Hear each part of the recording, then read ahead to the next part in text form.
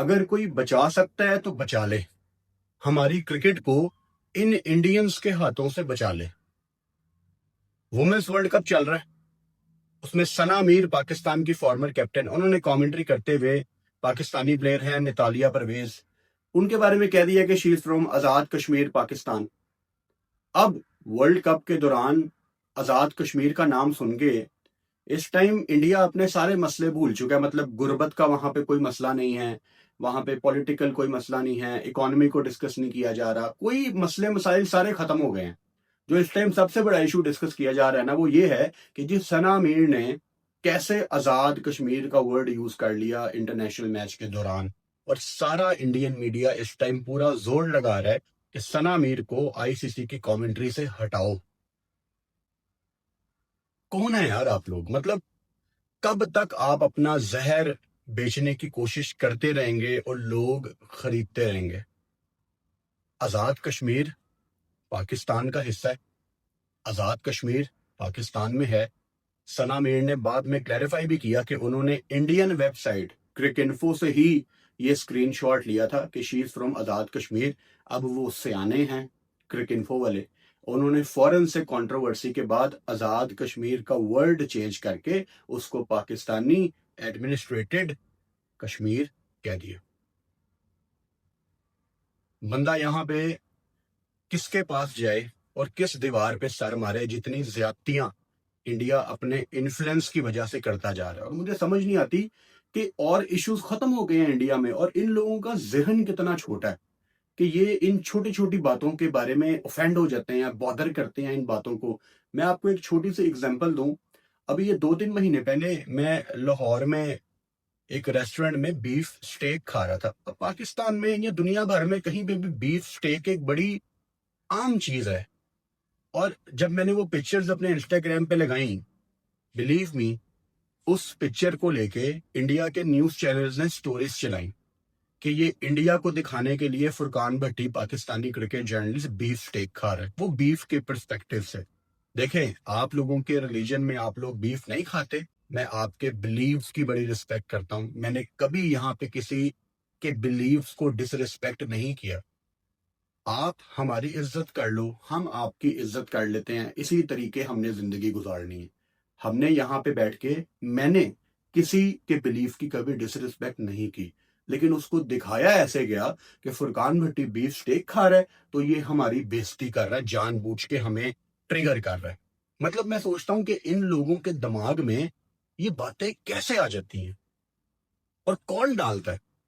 और रही बात कश्मीर की, आई कैन टेल यू भाई साहब कि मैं पिछले 9-10 साल से कंटेंट कर रहा हूं। जो कश्मीर का हिस्सा जिस पे इंडिया ने कब्जा किया हुआ है, वहां से बड़े मैसेजेस आते हैं कि हमारा दिल तो पाकिस्तान के साथ है। हमने तो आपको बड़ी देर से फॉलो किया हुआ है क्योंकि आप पाकिस्तान से हैं, आपको सुनने का हमें बड़ा मजा आता है, लेकिन ये बात तो हमारे इंडियन भाई नहीं मानेंगे। जहां उन्होंने राफेल नहीं माने के गिरे हैं, वहां वो ये कहां पे मानेंगे?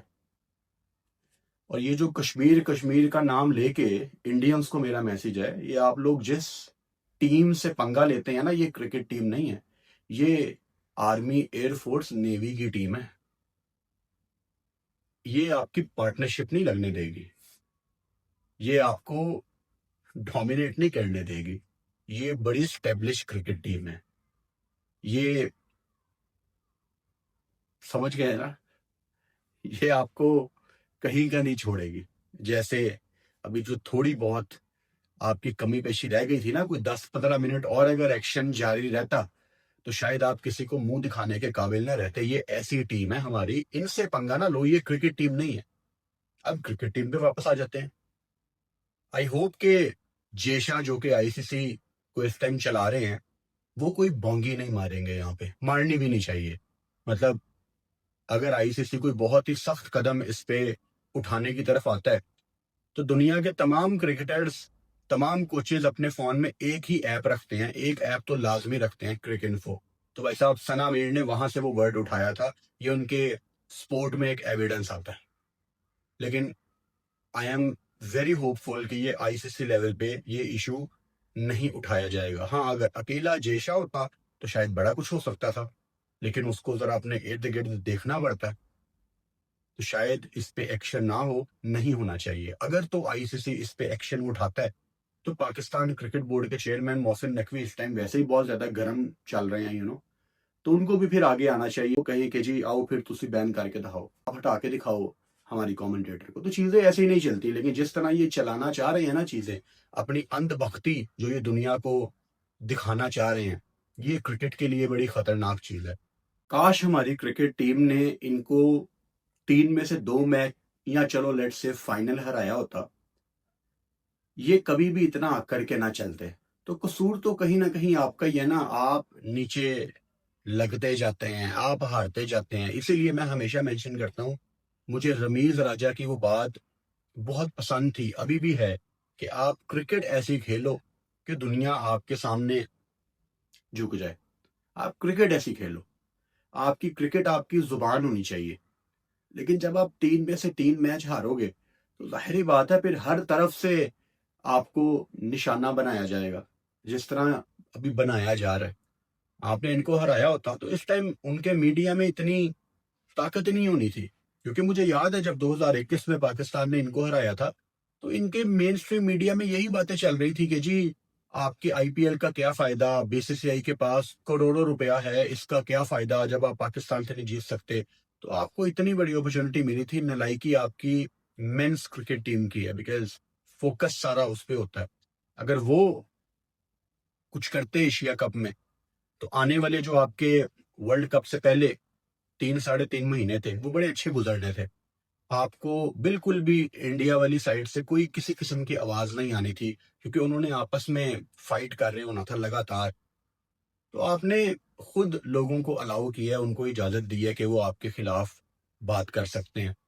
और मेरा बार बार पैगाम इंडिया के यूट्यूबर्स को, उनके मेन स्ट्रीम मीडिया को यही होता है कि यार ये नफरतें बेचना छोड़ दो। कब तक आप अपने लोगों को नफरतें बेचते रहेंगे? और मुझे यकीन नहीं आता कि ये कैसे हो सकता है। We are living in a modern world, और फिर भी इंडिया में जो जर्नलिस्ट गलत रिपोर्टिंग कर रहे थे कि हम पाकिस्तान में घुस गए, लाहौर, कराची, रावलपिंडी, पता नहीं कहाँ कहाँ हम चले गए हैं अंदर, तो वो लोग आज भी main stream media, main channels पे बैठ रहे हैं। वो लोग आज भी अपना सोशल मीडिया प्रॉपरली चला रहे हैं और उसी एंगल पे चला रहे हैं। अब दो ही वजूहात हो सकती हैं, दो ही रीजन हो सकती हैं। नंबर 1 कि आप लोग बेवकूफ हैं, आप अभी भी उनको देखना चाहते हैं। दूसरी कि जो लोग आपको गलत रिपोर्टिंग कर रहे थे, उनके पीछे गवर्नमेंट की पूरी बैकिंग है कि तुम नफरत बेचो, हम तुम्हारे पीछे खड़े हुए हैं। क्योंकि यही वजह हो सकती है कि आज भी उनका एजेंडा बंद नहीं हुआ। तो इंडिया में जो स्टैंडर्ड है जर्नलिज्म का, वो तो सारी दुनिया के सामने भाई साहब नंगा हो गया है। उसके बावजूद people are okay with it, लोगों को नफरतें खरीदनी है। मेरा एक इंडियन दोस्त है, अभी भी बड़ा अच्छा दोस्त है, उसने मुझे एक बात कही, और वहां से मुझे काफी हद तक चीजें समझ आएगी ये इंटरनेट पे ये नफरत फैलाने वाले लोग कौन है। उसने मुझे कहा यार इंडिया में रोटी महंगी है और इंटरनेट सस्ता है। ये चीज हर चीज को समराइज कर देती है कि आपने हर छपड़ी बंदे को 5G इंटरनेट दिया हुआ है, तो इंटरनेट पे आके गंद तो वो मारेगा। मतलब एजुकेशन है नहीं है और इंटरनेट पहुंचा हुआ है। और हम ऐसे लोग तो है नहीं है यहाँ पे दुनिया के इस हिस्से में जिनके पास एजुकेशन ना हो तो वो इंटरनेट को ठीक तरीके से इस्तेमाल कर लें। और ये जो चीजें शुरू हो गई है ना, मैं ऑब्वियसली यहाँ पे हमारे इतने ब्रिटिश पाकिस्तानी या ब्रिटिश इंडियंस भी आके मिलते हैं कि आपकी हम वीडियोस देखते हैं। तकरीबन हर बंदा यहाँ पे एक ही बात कर रहा है कि यार ये चीज कब रुकेगी, ये जो शुरू हो गई है। मैं आपको एक छोटी सी एग्जांपल दूं, है तो काफी पर्सनल बात, लेकिन आई थिंक रिलेट कर पाएंगे काफी लोग जो पाकिस्तान इंडिया से बाहर हैं। स्पेशली हालात यहाँ तक पहुंचे हुए हैं कि फॉर द फर्स्ट टाइम यहाँ पे यूके में जितने भी हमारे रेस्टोरेंट्स हैं ना, ज्यादातर उनके ऑनर्स पाकिस्तानी हैं, ज्यादातर। और जो इंडियंस हैं वो या तो मैनेजर्स हैं या काम करते हैं। यूके की बात कर रहा हूँ, ऑस्ट्रेलिया, यूएस का मुझे नहीं पता, बट आई थिंक यूएस में थोड़े ज्यादा इंडियंस हैं, तो शायद वहां पे उनकी डोमिनेंस ज्यादा हो। लेकिन यूके में जो ऑनर्स हैं रेस्टोरेंट के, वो ज्यादातर पाकिस्तानी हैं।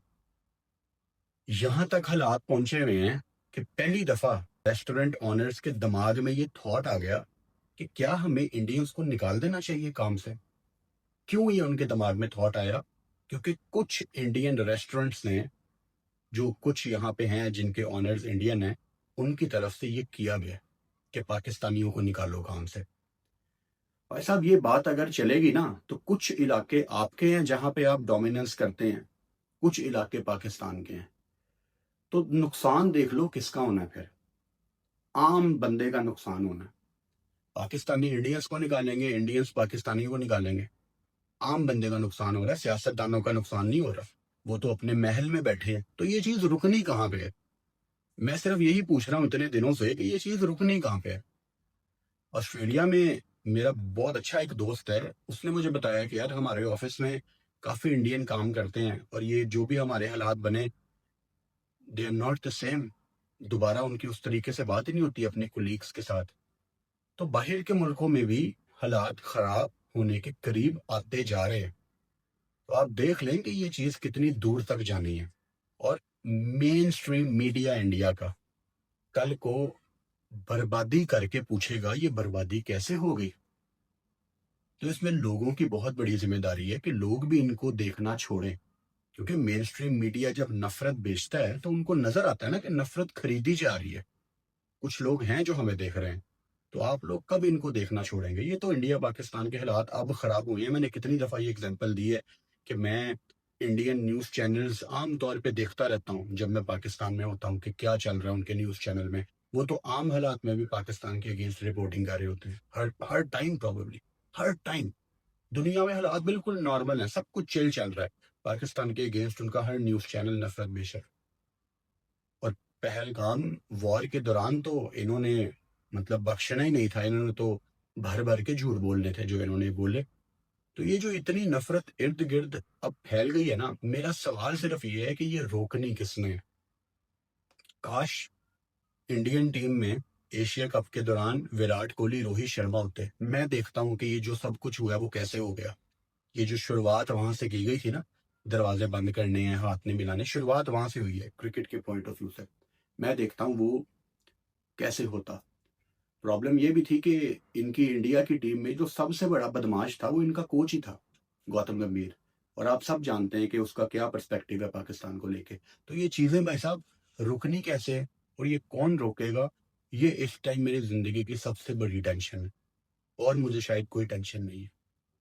सना मीर, हम आपके साथ खड़े हैं। आपने कोई गलत बयानी नहीं की।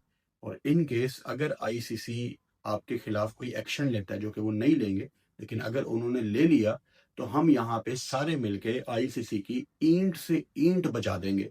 ये हमारा आपसे वादा है। Stay strong.